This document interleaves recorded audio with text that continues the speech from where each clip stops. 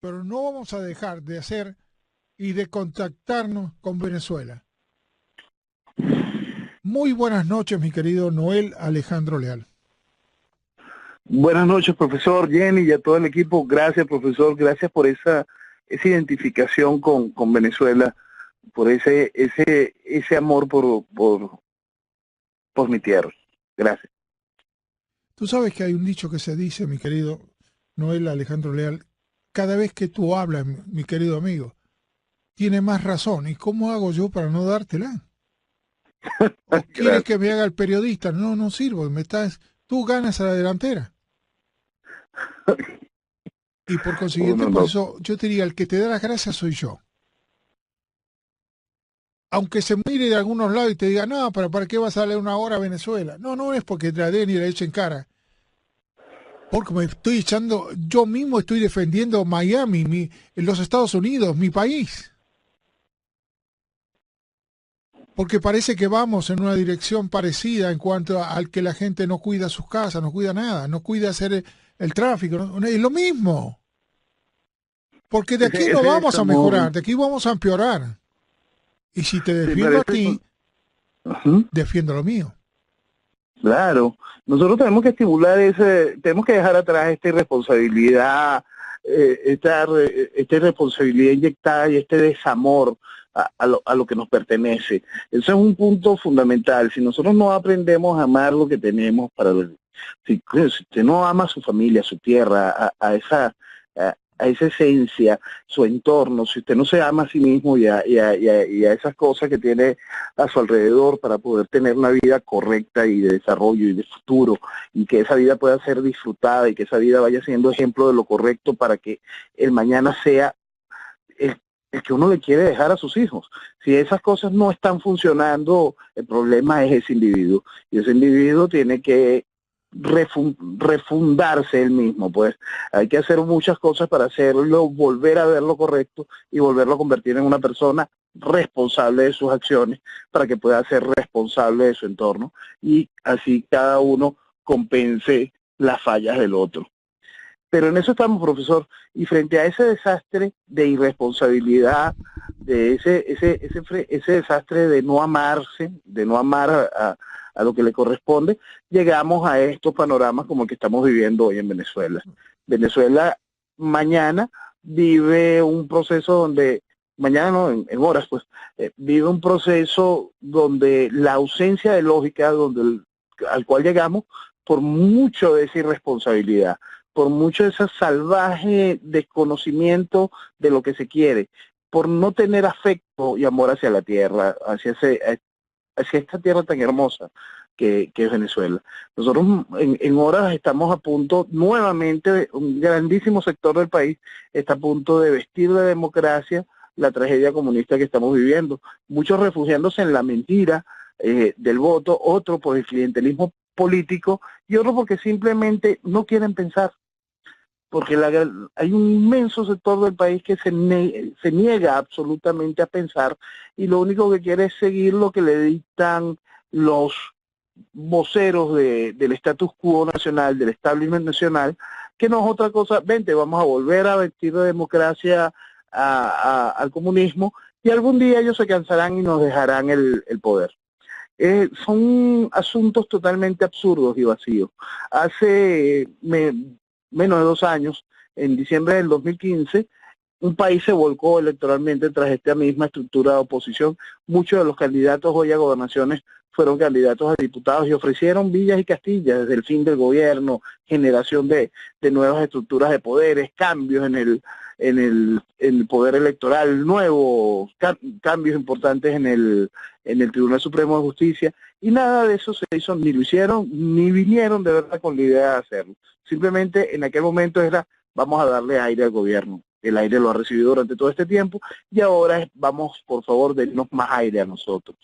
Porque la política de las gobernaciones, como se ha entendido desde que la revolución tomó cuerpo en el año 1999, no es más nada que una política de pequeños principados para que puedan tener una mayor capacidad de clientelismo político muy bien direccionado a ciertas estructuras partidistas. Y eso es lo que ha permitido que en un país donde simplemente no hay Estado de Derecho desde 1999 estemos a esta realidad, a 18 años de ese proceso, con 22 elecciones nacionales a cuestas y sin libertad. Qué increíble. Yo creo que, por eso te digo, cuando tú lo planteas de lo que estás viviendo y la impotencia muchas veces que también nos afecta, pero ¿qué hacemos, no? ¿Cómo te callas la boca y te pones como la manada atrás? Hoy estaba hablando con un señor que venía hace 10 años, 15 años de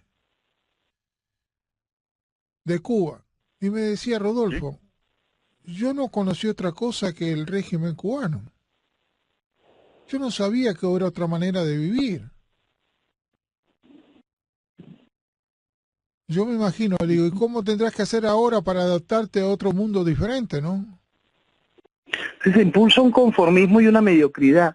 Nosotros estamos viendo eso. Quizá mañana sea la celebración del conformismo. Mañana para muchos de los ciudadanos es la aceptación de la derrota, queriendo refugiarse en una lucha que no tiene sentido, como es el voto, cuando simplemente no hay democracia. Entonces lo más gracioso es cuando ellos mismos te identifican, no, yo soy demócrata y por eso voto. Si fueses demócrata entenderías que no hay democracia y dejarías la pendejada, es la única respuesta que hay que dar. Porque es impresionante cómo la gente sigue mintiéndose para no admitir esa verdad, profesor. Es realmente salvaje lo que sucede en ese sentido. La población queda sin entender y habría que examinar mucho si ya el daño fue tan profundo en estas casi 2 décadas de proceso de máxima revolución, porque es importante tocar eso. El proceso tiene estas casi 2 décadas de máxima revolución, pero la destrucción del venezolano como individuo pensante con lógica política tiene muchísimo más tiempo. Todo el proceso que viene desde el año 1958 fue matando a ese individuo, fue matando el amor por esta tierra, fue estimulando en una élite política a ver a Venezuela como solo una mina, un lugar al cual hay que extraerle dinero e irlo a gastar en el mundo. Y entonces ese individuo que fue convirtiéndose en un bagazo político, ese animal político que es cada ser humano, le fue, le fue como secando esa parte en el pensamiento lógico. El pensamiento lógico, el cual te obliga a ser responsable, a amar lo tuyo, a entender que no puedes despreciar tu entorno, a entender que hay gente que quiere lo que te pertenece. Venezuela tiene un mar de bendiciones, es una cosa increíble. ¿Cómo es posible que el venezolano no haya entendido que hay gente que lo quiere? Gente que sí lo quiere, pero para hacer daño, que quiere aprovechar esa riqueza simplemente para poder obtener algún tipo de fruto que no tiene nada que ver con el bienestar social de una nación. Venezuela tiene todas las riquezas para poder ser un país no solo del primer mundo, sino para hacer de nuevo ese faro de libertad de aquel entonces, convertirla en un faro de libertad, futuro y desarrollo. Entonces, todas esas cosas maravillosas tienen un gran problema. Eh, eh, Varias veces le he repetido, profesor, que nosotros no tenemos tormentas, temporadas fuertes, nada de eso. Nosotros sufrimos de una sola cosa, una de las cosas más peligrosas y que más daño le hacen a la humanidad, que es el socialismo. Y por fin, profesor, por fin, usted ve a varias personas hoy, generadoras de opinión, gente que hasta ayer, lamentablemente, formaron parte del coro que vivía llamando a vestir de democracia esto, que por fin le están poniendo el nombre, por fin se están hablando las cosas con las palabras correctas.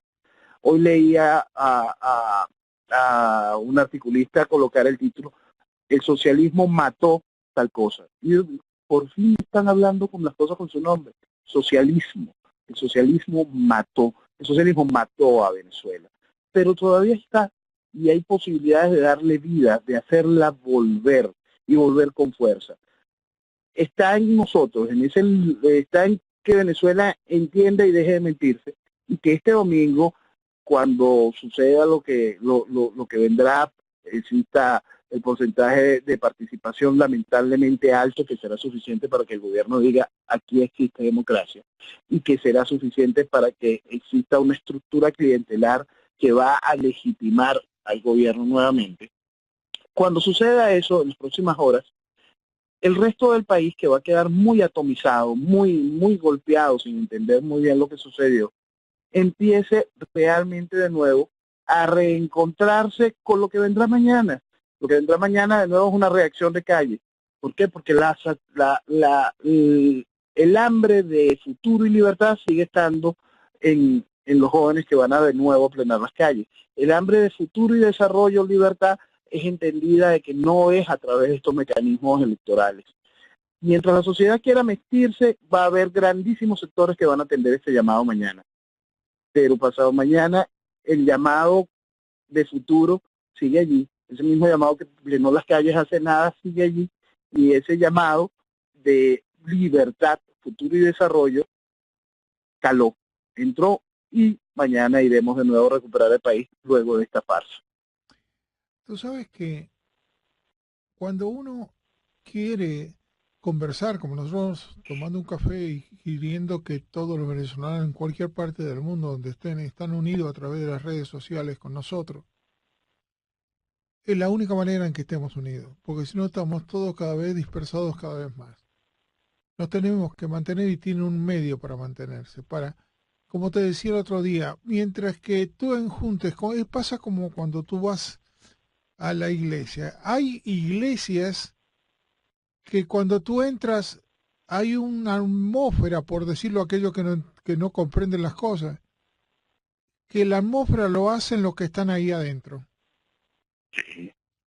Y hay un dicho muy importante que dice, y lo dice lo que los católicos le siguen cuando dice, cuando hay más de 2 personas en mi nombre, ahí estoy yo. Cuando estemos mucha gente, venezolanos todos juntos, ahí está Venezuela.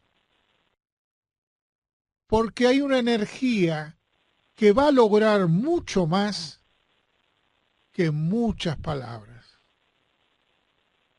Porque ese sentido es como aquello que te invade, que en aquello que tú vas a un lado y dices, acá estamos seguros. Acá todo el mundo está haciendo, va a ver quién pone la mesa, la cuchara, el tenedor, todo el mundo colabora para que todos estemos bien. No hay que perder ese sentido de unión, ese sentido de calor, ese sentido de que vamos a ir adelante. No sé si hoy o mañana, pero vamos a ir. Y eso lo estás generando tú. Porque si tú no haces ese esfuerzo, yo me pregunto, ¿cuántos Alejandro, Noel Alejandro Leal hay? ¿Cuántos venezolanos hay como él? Deben ver en sus casas mucho. Pero tú no eres mucho, tú eres una persona gritando, para no decir gritando, hablando, comunicándote, integrando a miles y miles por las listas que nosotros tenemos de venezolanos en todas las partes del mundo. Claro, otros dan la noticia y eso no sirve para nada, porque la noticia pasó por unos días y fue por el otro, pobre venezolano, y se acabó. El problema no es acá, es tú que estás peleando dentro de Venezuela, no peleando, va más allá de pelear. Yo diría tomar conciencia. Y vuelvo a repetir, esto que tú haces, Noel Alejandro Leal, no son muchos. No son muchos en el sentido que sí los hay, pero no saben hablar. Pero tú eres el único que hablas, dedicas tu vida, tu tiempo y tu seguridad. No solo estás dando palabras, no solo es importante para ti, no solo, sino que estás dando también tu seguridad tuya y a tu madre y a tu familia. Sí. Por eso como no hay que tenerte respeto, ¿no? No son muchos. Ojalá en Miami tuviéramos algunos que pensaran, y yo creo que acá no son muchos los que piensan. Porque si piensan lo hacen en su casa contra la pared, porque no se notan. Y es la Y misma pasa cosa. mucho de eso.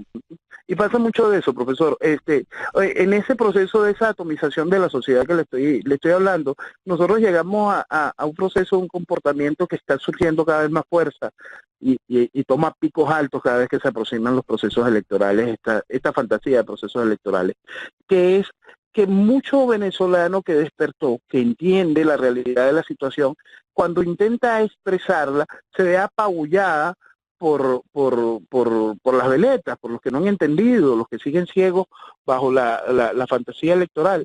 Y pueden generar la argumentación correcta y pueden entender el porqué, pero como lamentablemente muchos de ellos hasta hace nada, hasta hace dos, 3 años, seguían siendo parte de ese mismo mecanismo, de esa gran mentira.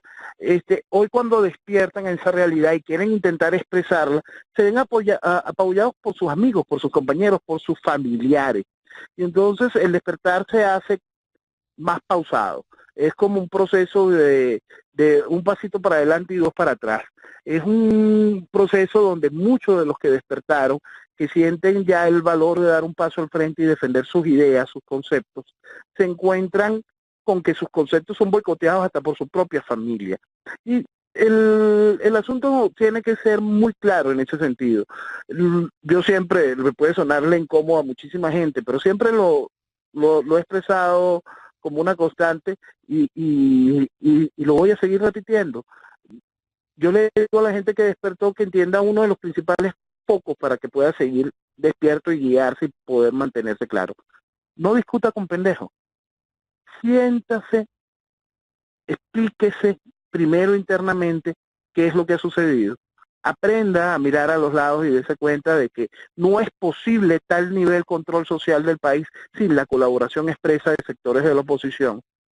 Hágase la pregunta de cómo, si el mundo despierta frente a una Venezuela en las calles, cómo va a ser el mundo el que esté contento a través de un proceso electoral el cual no tiene ningún tipo de sentido. Quizá parte de esa lógica, esa falta de lógica que está en muchos sectores de la sociedad venezolana, también está calando en sectores de la opinión pública internacional que tienen fuerza dentro de los gobiernos. A mí hay una cosa que nos tiene que preocupar mucho, y es el caso de, de un evento que sucedió en la OEA esta semana, que es la instauración de un TSJ en el exilio. Sí, eso digo, Este TSJ, fantástico, sí. Adelante. este TSJ en el exilio que se inauguró en el TSJ, hay que recordar de dónde viene. Viene de una acción de la Asamblea Nacional. Viene de una acción de la Asamblea Nacional que nace posterior al hecho del 16J, que fue esta vez donde la gente se volcó a participar y a entregar su firma en un nuevo respaldo a 3 ideas, a 3 preguntas que la Mesa de la Unidad puso en la mesa a través de la Asamblea Nacional. Eso generó que más de 7 millones de personas de una vez firmaran, dando de nuevo respaldo a esa idea plasmada en ese momento. De allí toma cuerpo y nace este TSJ, que por supuesto es perseguido por el gobierno. Los miembros de este TSJ, uno estuvo detenido, después el gobierno lo tuvo que soltar por problemas de salud, y los otros fueron escapando del país. Unos estuvieron refugiados en la embajada de Chile hasta hace nada. Poco a poco fueron escapando del país, fueron saliendo, y esta semana fueron ordenados como TSJ en el exilio en una asamblea de la OEA. Espera, es importante acá. Espera, perdóname, ¿Ah? Elian. Es importante aclarar bien esto porque la gente que no es venezolana no lo va a entender muy bien. O porque no está preocupada en la cosa, o porque no tiene por qué estarlo tampoco. Pero quiere decir que tenemos que la Asamblea Nacional, que fue en comillas, entre abolida por la nueva junta que puso el gobierno, había nombrado otra.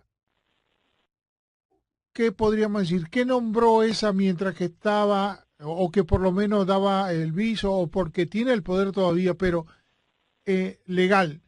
Nombró un montón de personas para suplantar a quién. Ok.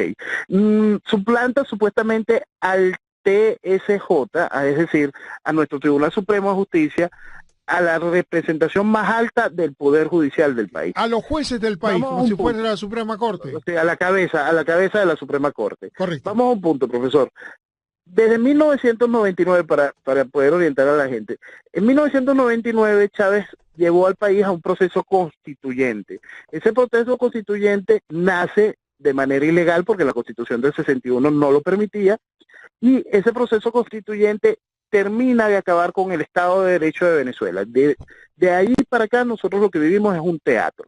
Chávez genera en ese proceso constituyente, va en contra de lo tradicional tres poderes, que son el poder ejecutivo, el poder legislativo y el poder judicial. Aquí estamos hablando del poder judicial. Chávez le suma dos conceptos más de poder: el poder electoral, algo que le ha funcionado muy bien al producto chavista, que ha sido capaz de generar estas veintitantas elecciones nacionales en 18 años y mantener una política refrendaria salvaje, la cual ha venido estupidizando y destruyendo el país, y el poder moral republicano. Ese poder moral republicano, está compuesto por tres aparatos fundamentales en un país: la Fiscalía, la Contraloría y la Defensoría del Pueblo. Los tres aparatos dentro de ese poder moral republicano, los tres han sido parte de la estructura represiva del gobierno. Han sido tan criminales como puede ser la policía política del gobierno. La Defensoría del Pueblo se ha encargado mucho de ser parte de ese aparato represor al negar la asistencia a la verdad. Desde el inicio, desde los tiempos en que el organismo nació, desde la primera persona, nosotros tenemos este organismo, nace desde la constituyente, y desde ese momento ese organismo ha estado viciado, hasta el punto que el más reciente defensor del pueblo, Tarek William Saab, es un hombre que tiene denuncias salvajes por matanzas que hubo en las cárceles de Anzoátegui, del estado de Anzoátegui, donde él fue gobernador. Ese hombre hoy es el encargado no solo de la Defensoría del Pueblo, sino también de la Fiscalía. La Fiscalía que venía ocupando el cargo Luis Ortega Díaz, fiscal, que encabezó, que hizo el aparato de la Fiscalía uno de los aparatos de persecución política más eficaces que tenga la historia de la democracia en el mundo. Colaboró, hizo que se pudiese ser perseguible una persona que expresase por Twitter una idea, o respaldase por Twitter una idea. Esa persona era perseguida por los mecanismos de la Fiscalía y era después destinada a las mazmorras de la revolución, estas cárceles insalubres que bien describió hace nada Vasco da Costa en una rueda de prensa, después de 3 años de tortura. Bueno, volviendo al TSJ. Aquí no existe Estado de Derecho desde 1999, y después de la reforma de la ley orgánica del TSJ, del Poder Judicial en sí, esto se volvió aún más absurdo. Nosotros pasamos de 12 magistrados a 32, una cosa salvaje. Todo es un chiste, pues. Y se le dio muchísimo poder a una sala constitucional que interpreta la Constitución a su entender y sus necesidades muy, muy puntuales. No importa que haya dicho hoy que del cielo puede caer el agua de abajo hacia arriba, mañana ese mismo TSJ dirá que puede caer de lado, o puede caer de colores, o puede venir saborizada. Eso no importa, eso será acatado también por la oposición, que se ha encargado constantemente de ir a legitimar esa estructura. Bueno, en el 2015 llega esta Asamblea Nacional nueva, electa gracias a la participación de casi 8 millones de personas, y esta Asamblea Nacional cuenta con una mayoría de diputados, la cual le garantiza poder ejecutar grandes cambios en el país. Llegan teniendo 2/3 del control de la Asamblea. Con esos 2/3, esa Asamblea Nacional podía empezar a cometer los grandes cambios necesarios en el país, que incluían una nueva directiva del TSJ, que incluía una nueva directiva del Consejo Nacional Electoral y, entre otros, empezar a quitarle el piso de manera real al régimen. Tan es así que pudo haber ella misma llamado al referéndum revocatorio, hacer cada uno de los pasos reales para poner fin al régimen. No lo hizo porque yo parto del principio que lo único que venía a hacer esta Asamblea Nacional era darle tiempo al gobierno. Volviendo al caso del TSJ, y perdonen para podernos ubicar en el tiempo. Recientemente esa Asamblea Nacional, después de que hizo del país un chiste al nombrar a esa Asamblea Nacional, decir que Nicolás Maduro había abandonado el poder, que el poder en Venezuela estaba acéfalo, después de que el vicepresidente de esa Asamblea Nacional dijo que el actual presidente de la República era el narcotraficante Tarek El Aissami, porque según ellos Nicolás Maduro ya no era presidente y como Tarek El Aissami es el vicepresidente, dijeron, bueno, ahora este señor que está señalado en el mundo como narcotraficante es el presidente. Después de cada una de esas barbaridades, esa Asamblea Nacional hace que el país de nuevo vaya a una gran encuesta firme, otorgándole su representación nuevamente, y de ahí nace este TSJ paralelo. El TSJ paralelo no pudo ejercer, fue de inmediato perseguido por el gobierno por usurpar funciones. El gobierno sigue siendo, ante esa misma Asamblea Nacional, democracia, porque si no, no llamarías a participar en un proceso electoral. El gobierno decide comenzar una persecución hacia ese TSJ y todos sus miembros salen. Se reúnen en la OEA y son puestos en funciones por obra y gracia de la OEA como TSJ en el exilio. O sea que vamos a decirle, lo que legitima el control, digamos, que tiene, o el poder o la legitimidad que tiene, está en la OEA, ya no está más en Venezuela. No está más en Venezuela, no pueden venir a Venezuela, esos magistrados nombrados por la Asamblea Nacional no pueden venir a Venezuela porque inmediatamente estarían presos por usurpar funciones. Pero están están constituidos legalmente. Están constituidos legalmente. Si yo le soy sincero, no tienen ningún tipo de constitución real, porque hay que ser muy claro. La Asamblea Nacional, de acuerdo al TSJ, al cual esta misma Asamblea Nacional sigue brindándole legitimidad al participar electoralmente en este momento, ese TSJ, el del gobierno, había declarado a la Asamblea Nacional que estaba en desacato, es decir, que sus funciones no tienen ningún tipo de validez. Aparte, esta Asamblea Nacional no se ha dado por enterada de la existencia de TSJ en el exilio. No han hecho mayor comentario, ni siquiera han saludado de manera oficial, han hecho una rueda de prensa diciendo se ha inaugurado el TSJ en el exilio, ahora tenemos un poder judicial fuera del país. La Asamblea Nacional no se ha expresado en ninguna forma de lo que es como un hijo no reconocido. Pero dice que fue un golpe de Estado, un golpe judicial que tuvieron la OEA. Claro, es un golpe judicial si el Estado fuese democrático, que es a donde quiero llegar. En Venezuela no existe esa cosa como democracia ni Estado de Derecho desde 1999. Entonces, hablar de que se le está dando un golpe de Estado judicial, ¿a quién? A un gobierno de facto. Ah, ok, hablemos de eso. Si es un gobierno de facto, como este nuevo TSJ en el exilio, empieza hablando de diálogo. ¿Diálogo con quién? Si usted tiene un gobierno de facto, el único diálogo posible con ese gobierno de facto es cuando te vas. No existe otra. Los mecanismos de cómo te vas a desmontar. No existe otro tipo de diálogo. Porque cualquier otro mecanismo es inútil. Ya no eres un tribunal supremo en el ejercicio.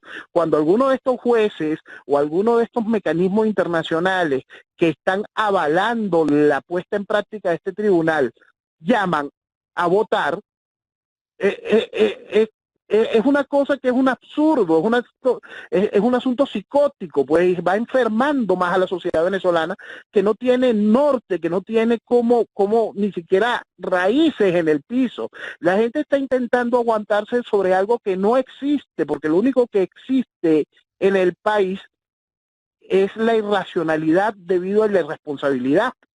Es una cosa realmente salvaje. Querer validar como lógico cualquier institución del Estado, y quiero ser en este sentido, del Estado, no del gobierno. No este gobierno que es dueño de todos los poderes, no es este gobierno que abrazó toda la estructura de ejercicio de poder del Estado. Es decir, creer que de esa Asamblea Nacional nace un producto que tenga algún tipo de capacidad de ejercicio para ayudar a Venezuela en la toma de la libertad es un absurdo, es realmente ridículo. Entonces, ese proceso psicótico ha ido haciendo daño al venezolano, que no saben qué palo hace, pues que no tienen idea, perdió el norte, perdieron todos los faros y perdieron las raíces frente a la realidad de lo que está viviendo. Entonces, este mismo TSJ ya declara que va a citar, a declarar, a ayudarse en las pruebas para la denuncia contra el gobierno de Maduro a la criminal Luis Ortega Díaz, a una mujer que tiene que ser perseguida por el mundo como corresponsable de crímenes de lesa humanidad, de persecución política. Es un nivel de absurdo y de complicidad y de amiguismos y de no entendimiento de nuestra realidad que nos está secando, profesor. Porque cuando usted pasa un momento, se aleja de la pintura, ve a Venezuela como una película completa, usted lo que encuentra es simplemente una ausencia total de lógica.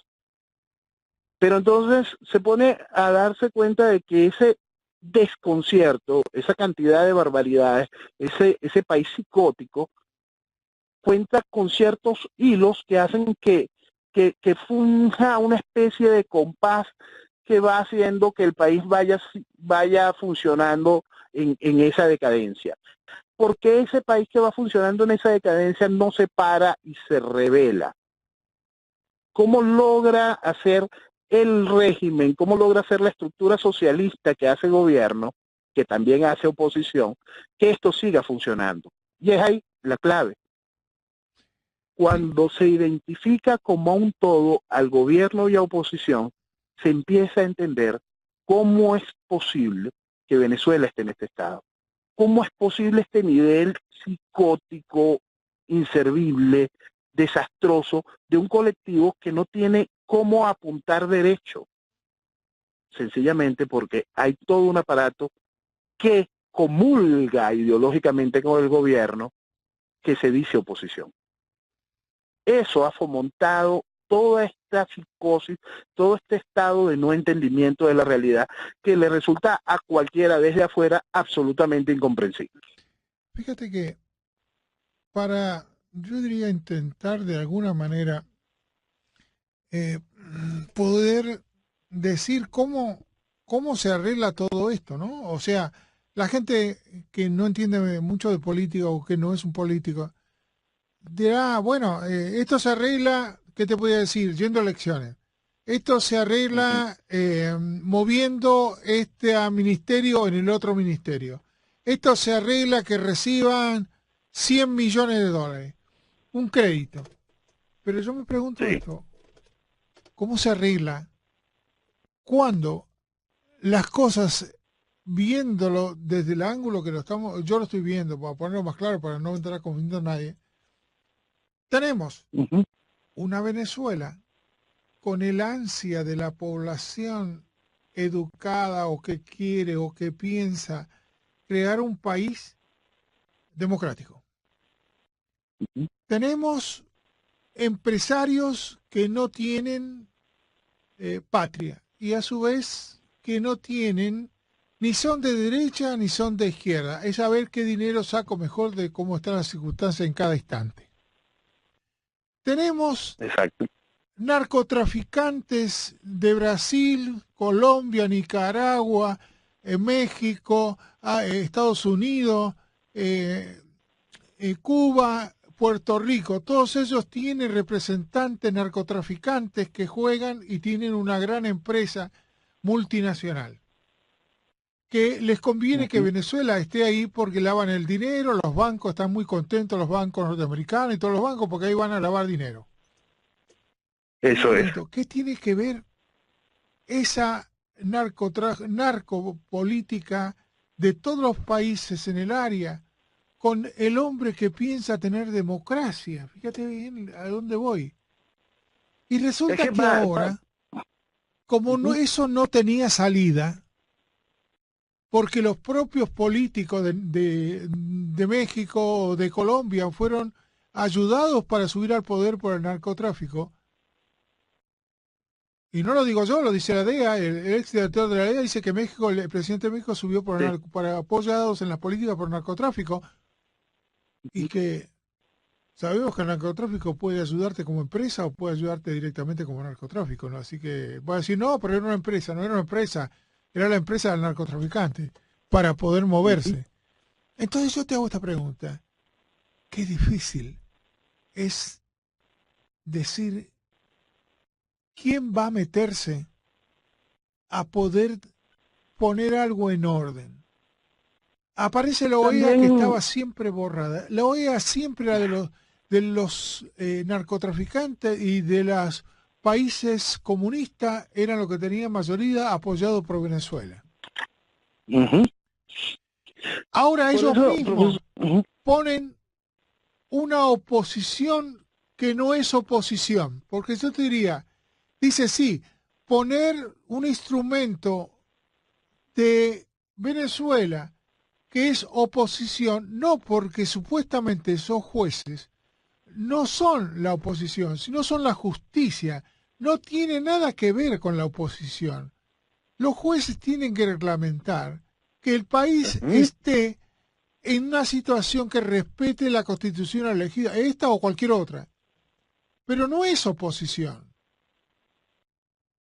Pero si le decimos que es eso, oposición, arruinamos toda la estrategia que podría tener los Estados Unidos, que se quedó sin la base, porque hasta que la oposición asumió, porque a ver cómo lo puedo poner así para ser claro, mira, el poder de algo no se, no, tú no lo puedes delegar. Tú si tienes una empresa, tú no le puedes decir al portero, usted tome el control de la empresa.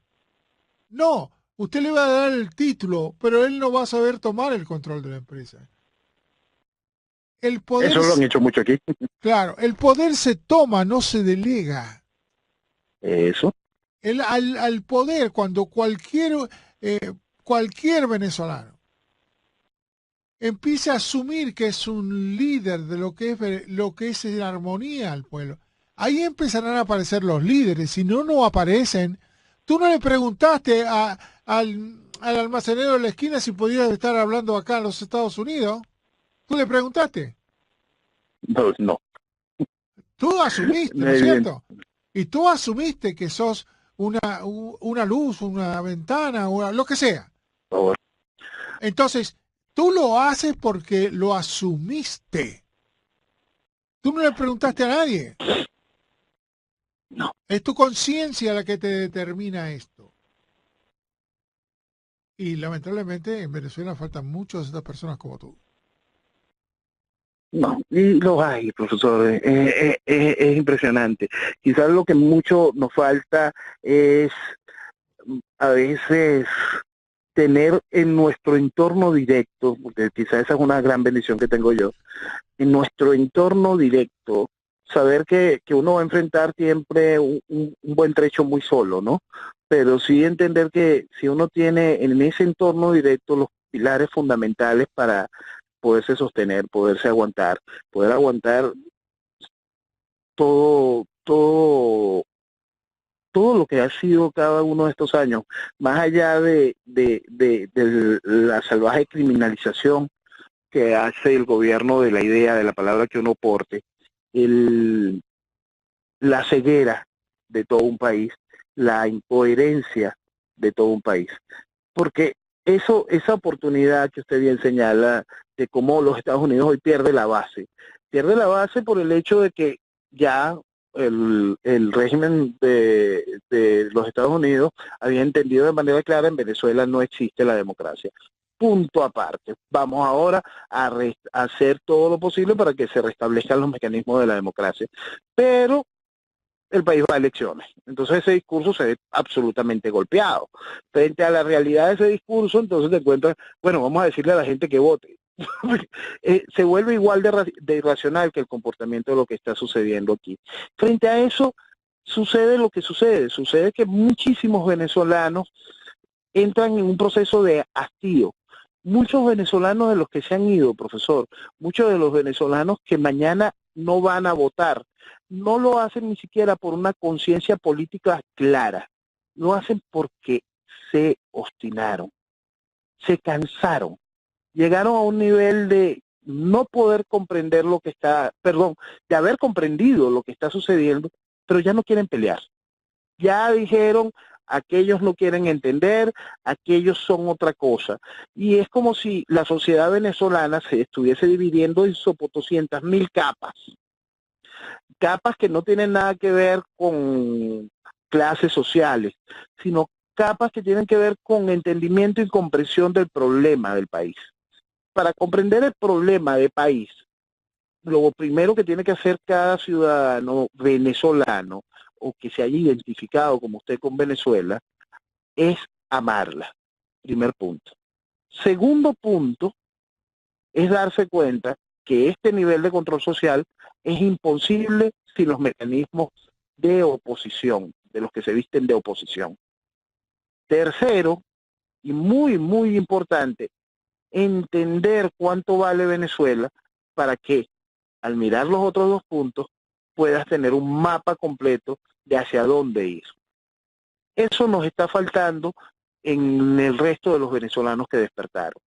Muchos que fueron despertando entendiendo sus propias realidades, sus realidades muy, muy personales, necesitan todavía la orientación de que esa realidad personal afecta a todo el entorno, que esa realidad personal que te empujó a tomar la decisión, bien sea de irte del país o de hacerte una especie de ostra y meterte dentro de lo que está sucediendo, necesita esa identificación con el problema completo para poderlo atacar. Porque si no identificamos el problema completo, no lo vamos a atacar. El problema se llama socialismo. El socialismo logra hacer que el individuo se desconecte de la realidad. El individuo se anule. Poco a poco ese mismo individuo anulado se va animalizando. Y en ese proceso, las personas que empiezan a ver esa realidad empiezan a generar mecanismos de autodefensa, entre los que está escapar de esa realidad, es decir, irse de Venezuela, o buscar la manera de enfrentarla y no siempre de la forma correcta. Nosotros estamos viendo que esa atomización de la sociedad, estamos siendo mucho más cruentos los ataques entre el propio antichavismo que los ataques que hoy existen hacia el chavista. El venezolano que despertó entendió que el chavista está haciendo su trabajo. Él quiere una bolsa de comida, él quiere destruir el país por revanchismo, él es un resentido y no va a tener mayor cura. Pero con respecto a sus compañeros que son antichavistas, pero deciden ir a votar, no logra entenderlo porque están haciendo eso. No logran entender que simplemente van con la corriente, con lo que le dictaron sus grandes doctores sociales, con lo que le dictó el cantante de reggaetón, con lo que le dictó el diputado, pues tiene el mismo nivel. Estos escritores de telenovelas que siempre han imbuido al país en una fantasía y ahora le escriben un libreto que no tiene razón alguna. Este libreto el cual dice, vivimos en la ausencia del Estado de Derecho con un gobierno que persigue, secuestra, tortura y mata y el cual vamos a sacar con votos. Y vamos a sacar el voto votando por sus camaradas socialistas. Entonces, frente a esa realidad, esa sociedad se queda huérfana, profesor. Se queda atomizada. Pero siempre quiero recalcar esa esperanza que existe, que para mí está muy clara, que está en la juventud venezolana, que va despertando una realidad de una manera salvaje. Va despertando esa realidad porque entendió que el futuro de Venezuela es mucho más grande que cualquier futuro que puedan ir a lograrse fuera de estas tierras. que el futuro de ellos en esta tierra es mucho más grande a cualquier esperanza o idea de lo que pueda lograrse fuera de ella. Que ese futuro está allí y les pertenece, y que ese futuro los va a volver a reubicar hacia un rumbo correcto. Y eso es lo que me cambia a mí y me da tanta esperanza cada vez que pongo esa película completa. Cuando yo veo toda esa Fíjate, película y veo esa ausencia de lógica.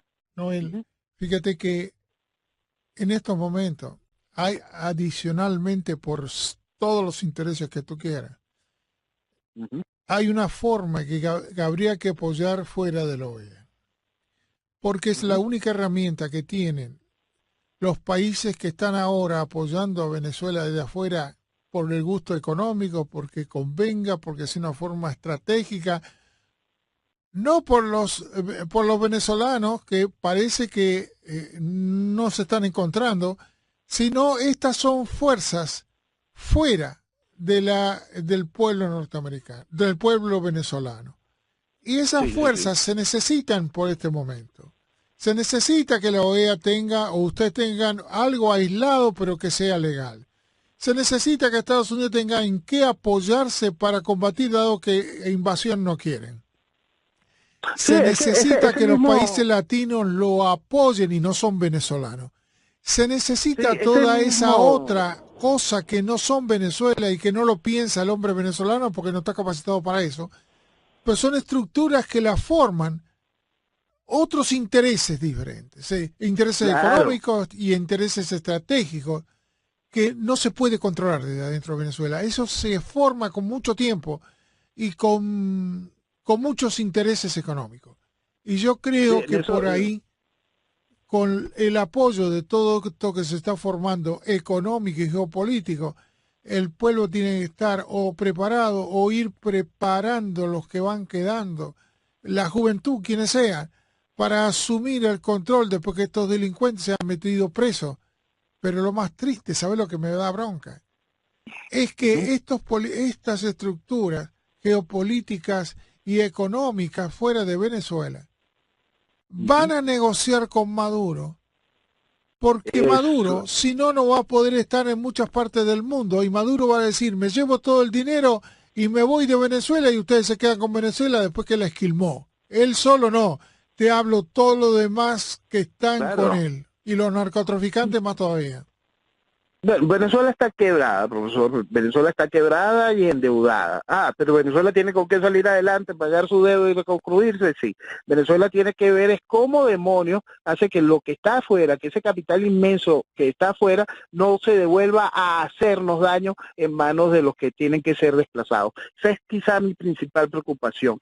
Si algo tiene que mover a los aparatos internacionales con respecto a lo que es Venezuela en lo económico, es buscar la manera pronta de ir congelando todos esos bienes, no tanto por la necesidad que vamos a tener nosotros para nuestra recuperación y desarrollo, sino para quitárselo a los que van a querer seguir haciendo daño a Venezuela y haciéndola ingobernable para poder tener una nueva oportunidad de venir y hacer daño desde el poder. ¿Sabes lo que me da Noel Alejandro Leal? Una idea. Es el error que está cometiendo Colombia. Le dejó que todo el dinero lo tuvieran los comunistas narcotraficantes que lo puso como político, y eso van a tener dinero, inteligencia más que los colombianos, que después van a tener que pedir el dinero al gobierno para poder hacer campaña. Es eso lo que les estoy comentando, pues si nosotros dejamos que esos capitales queden en manos del enemigo interno venezolano, queden en manos de lo que será desplazado, Venezuela no va a volver a funcionar. Venezuela tiene que entender que tenemos que llegar a un corte real con la realidad existente, y por eso es que es tan importante la identificación del problema ideológico, la identificación del discurso, porque ese discurso es la guillotina del mañana. Ese discurso con dinero, con el capital que se ha robado, es la guillotina del mañana. Ese dinero es lo que tenemos que congelar, quitarles a ellos esas armas para poder tener mañana la construcción de Venezuela. Venezuela depende, vital, del entendimiento de nuestra realidad política e ideológica para poder enfrentar la gran tormenta que nos viene mañana después. Yo creo que la OEA puso a esta, digamos, a la parte legal fuera de Estado de Venezuela para que sea un aval para los secuestros o para sacarle el dinero a todos los que se llevaron de Venezuela en los Espero países, que en los sí. distintos países que tengan que ir poniéndole traba para sacarle las propiedades, los dinero y todo lo demás. Se nos fue el Espero que sí. tiempo, Ahí mi tenemos querido. Se nos ahí fue el tiempo. hay un par de individualidades que tienen esa capacidad y esa visión. Ojalá esas individualidades sean escuchadas. Un abrazo grandote. Te quiero. Gracias, profesor. Venezolanos, estemos todos juntos. El calor va a hacer que nos necesitemos en un momento adecuado. Noel Alejandro Leal, tú para mí formas parte de ser un líder porque hablas lo que Oh, sientes, pero caminas. Los demás hablan y no caminan. Un abrazo grandote y te espero el próximo sábado. gracias, profesor. Un abrazo y muy buenas noches. Buenas noches. El profe Morales se toma un café.